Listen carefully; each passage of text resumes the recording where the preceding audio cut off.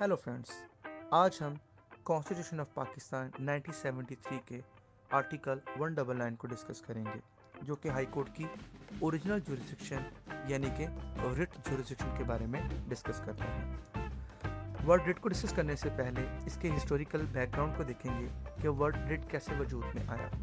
England के common law system में king specific direction पास किया करते थे, जो कि रिटन ऑर्डर की सूरत में एक सुपीरियर रेमेडी के तौर पे वजूद में आई, जिनको रिटन की वजह से वर्ड रिट जो है वो वजूद में आया। हमारे प्रेजेंट कॉन्स्टिट्यूशन ऑफ पाकिस्तान 1973 में किसी जगह पे भी वर्ड रिट इस्तेमाल नहीं किया गया। इवन के जो 5 काइंड्स के writs, writ of prohibition, writ of certiorari, writ of mandamus, writ of quo warranto और हेबियस कॉर्पस का वर्ड भी कहीं पे यूज नहीं किया गया। लेकिन इनसे पहले कॉन्स्टिट्यूशन 1956 और कॉन्स्टिट्यूशन 1962 में ये वर्ड्स इस्तेमाल किए गए थे और रिट का वर्ड भी इस्तेमाल किया गया था।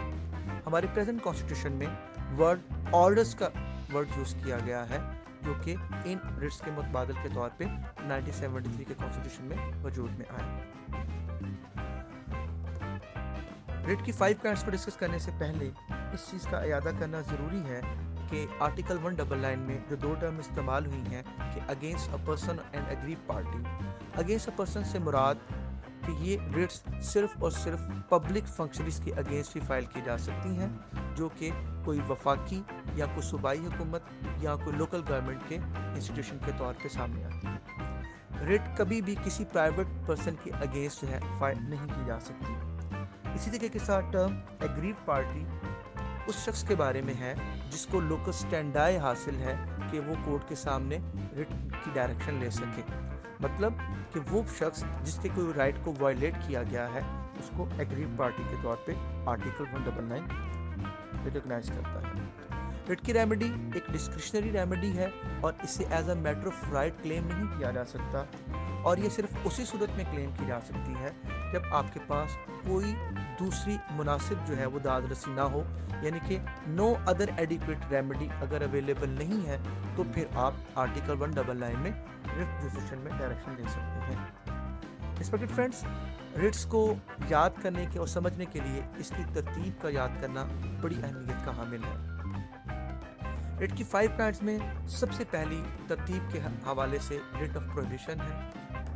रिट ऑफ प्रोहिबिशन एक ऐसी डायरेक्शन है जो किसी अथॉरिटी के इलीगल, अनलॉफुल और विदाउट ऑफ जुरिस्डिक्शन अगर वो कोई ऑर्डर पास करने जा रही है तो आप रिट ऑफ प्रोहिबिशन के जरिए उसके ऑर्डर पास करने से पहले उसे ऐसा ऑर्डर पास करने से रोकने के लिए जो डायरेक्शन लेते हैं, that is called writ of prohibition. Writ of सर्चुररी में अगर कोई अथॉरिटी कोई इलीगल या अनलॉफुल या विदाउट ऑफ जुरिस्डिक्शन कोई ऑर्डर पास कर दे तो उस ऑर्डर को सेट असाइड करवाने के लिए और नल एंड वाइड डिक्लेयर करवाने के लिए आप जो डायरेक्शन लेते हैं उसे रिट ऑफ सर्चुररी कहते हैं। रिट ऑफ प्रोहिबिशन और रिट ऑफ सर्चुररी में एक ही मेजर डिफरेंस है कि रिट ऑफ प्रोहिबिशन में आप एक इलीगल और अनलॉफुल ऑर्डर पास होने से पहले एक डायरेक्शन लेते हैं, जबकि रिट ऑफ सर्चुररी में उस ऑर्डर के पास होने के बाद उस ऑर्डर को सेट असाइड करवाया जाता है। ये दोनों नेगेटिव रिट्स हैं जिसमें आप किसी अथॉरिटी के काम को नल एंड वाइड डिक्लेयर करवाते हैं। इसके मुकाबले में रिट ऑफ मैडामस, जो कि एक तीसरी इंपॉर्टेंट रिट है, ये एक ऐसी रिट है जिसमें किसी के राइट के वायलेट होने के बाद पब्लिक फंक्शनरीज को कोई पॉजिटिव वर्क करने के लिए ऑर्डर किया जाता है, जिसमें कोई डायरेक्शन पास की जाती है कि किसी शख्स के लिए दाद रसी करते हुए कोई पॉजिटिव वर्क किया जाए। इन रिट ऑफ प्रोहिबिशन, सर्चुररी और मैडामस के लिए एक रोज़मर्रा ज़िंदगी से मिसाल दूंगा कि अगर एक SHO आपकी FIR दर्ज नहीं कर रहा तो उसके लिए जो FIR दर्ज करवाने की आप डायरेक्शन हाई कोर्ट से सीख करते हैं, that is called writ of mandamus. आप रिट ऑफ मैडामस के जरिए कोर्ट से ये दरख्वास्त करते हैं कि मेरे अगेंस्ट एक क्राइम हुआ है और SHO को ऑर्डर किया जाए कि मेरी FIR को दर्ज किया जाए, तो ये पॉजिटिव डायरेक्शन में रिट ऑफ मैडामस होगी। और अगर आप समझते हैं कि आपके अगेंस्ट कोई फेक और कोई झूठी FIR का ऑर्डर लेना चाहता है तो आप हाई कोर्ट से एक डायरेक्शन जो है वो सीख करेंगे रिट ऑफ प्रोहिबिशन के ज़रिए कि मेरे अगेंस्ट फॉल्स और बेसलेस FIR रजिस्टर्ड होने से रोकी जाए, दैट इज़ कॉल्ड प्रोहिबिशन।